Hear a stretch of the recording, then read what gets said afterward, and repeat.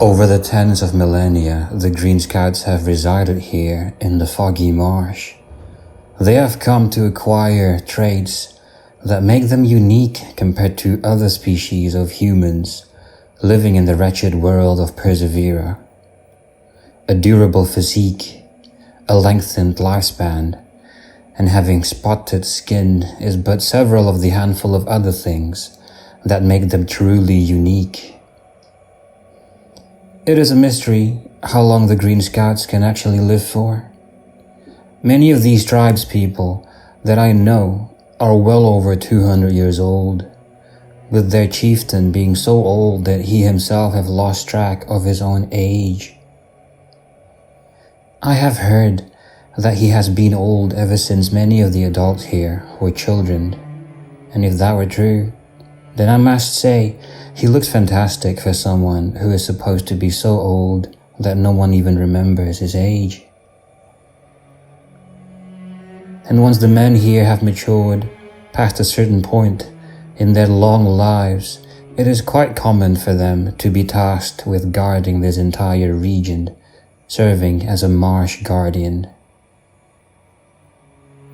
Marsh guardians are not so reliant on food and rest as the rest of us are, which helps them do what it is that they do, to roam the lands around this very marsh, killing every demon they find for all eternity.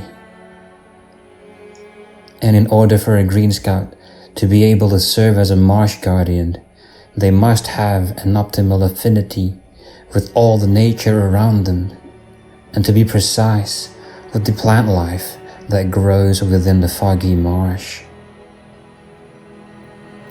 According to them, the older they get, the more in tune with nature they will become. Their instincts and way of thinking will align more with that of wildlife.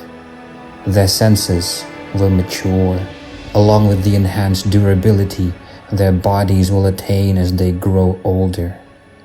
They will be able to spend more time in the water than when they were younger. But most important of all, and this is the determining factor, the plant life will no longer be as lethal to them as before, making it possible to consume and also assimilate themselves with plants that would have killed them otherwise when they were younger. This will include, among other plants, the blood vines that grow here. Blood vines are a type of parasitic plant that survives on blood. They have spikes that can pierce human flesh in order to suck out blood. They are very much as annoying as ticks in how they can survive a ridiculously long period of time without food and are very hard to kill. Blood vines. Blood vines can grow anywhere. Or at least that's what it seems like to a mere outsider like me. They never grow on only soil, and instead also latch themselves onto other plants as well, to increase the likelihood of their survival. And luckily for me, the Scouts have shown me a path I could always take that is very unlikely to have blood vines growing, which is how I've been able to arrive here alive each time. Otherwise, I would have become a blood bag for these cursed plants and die of blood loss. Matured Green Scouts, however, will not fall victim to these freakish plants any longer. Not only will they survive, but Scouts with an optimal affinity will be able to assimilate blood vines into their bodies instead of the other way around. Apparently they have been doing this for so long that they themselves don't even remember a time without the existence of marsh guardians. And according to Green Scout beliefs, the only reason they still draw breath is thanks to the service of the marsh guardians. I have not been lucky enough to come across one of these marsh guardians, but the Scouts have told me of what they look like. Covering their entire bodies are clusters of plants that they have assimilated with themselves, using the power of the blood vines inside of them. And no matter the form they have taken, they are usually adorned with ornaments that symbolize two of the deities the Green Scouts worship. One of them being Shinta, the goddess of fertility, and the other one being Ram, the god of the harvest. I can see why they worship these two deities. Their way of life revolves around harvesting the plentiful resources these fertile lands have to offer. It's relaxing to come across people who worship one of the kinder deities for a change. Many perseverants choose to worship the more ruthless ones. Thank you for listening to me. I will now be on my way. Watch the skies, friend. Demons are coming.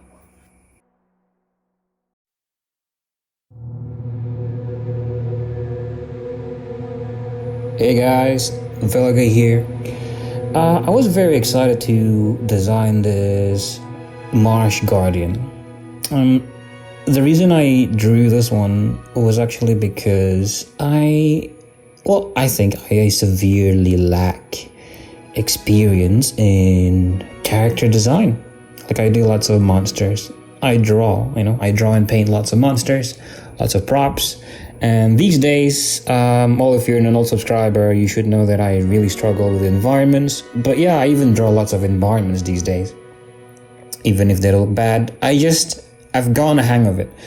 Like, after a long time of just persevering, I think I kind of I found the way to draw good environments. But all of that different types of art stacking up in my gallery and in my portfolio, I have realized that I really lack character art. So I really wanted to make character art, and I successfully drew two cool character designs, even though they're both Green Scouts. I drew the male Green Scout and the female Green Scout, and now I'm making another Green Scout, but I wanted to make something cool, something monstrous looking, something gnarly, just so I can prove to myself, yeah, I can do character art.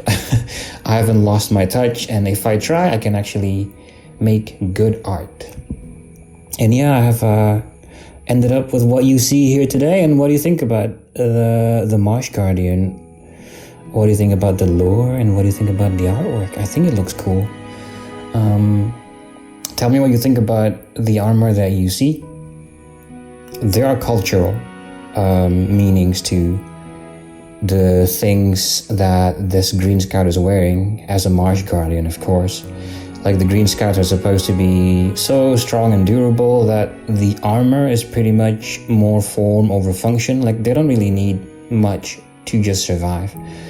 As a Guardian, they need something to keep them going. And what keeps them going is, cultural beliefs. Their worship of the goddess of fertility, Shinta, and the god of the harvest, Ram. And the armor itself doesn't serve much function. It's more of just cultural meaning to them, which is very important. And along with that, I have an announcement about a brush pack that I have made called the Stone Brush Pack. I have provided an update to the brush pack. One of the brushes that I have included in the update is this one I'm using right now. It's called Tile. It's a perfectly square brush. Like, it looks like a pixel, and it's actually quite cool drawing with this one. Although I must say, you don't need like special brushes to make good artwork, right? But I feel like I really like my art style today. Like, and this particular brush, this new one, doesn't really look all that. You won't be able to make drawings that look different than if you were to use the other brushes within the brush pack, but I like how the square shape just makes me draw in a different way, and it makes it easier, at least for me, to come up with like silhouettes. Like I don't even have to resize the brush, or I don't even have to like fiddle with rotating the canvas much. Like to get fine lines, I don't even have to make the brush size like small. I can just make a big fat stroke and I can erase with the same exact brush at the same exact size to make the fat stroke look hair thin, you know? Like it's really nice that way.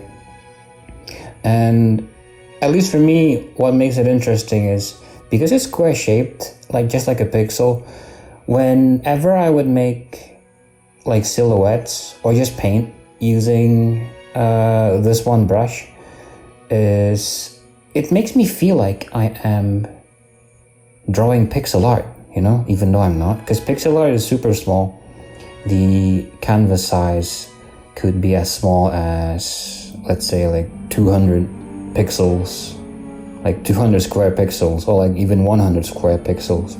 But I'm drawing on like a 3K, 2K size canvas, but it still kind of feels like I'm drawing pixel art, which is why the shapes that you see is kind of like a combination of just smooth diagonal looking lines, but there is a good chunk of like good parts of the painting that look like they're kind of pixely, you know, like they're just square looking.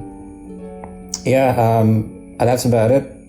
I think it's a really cool brush. There are many other brushes included with this update.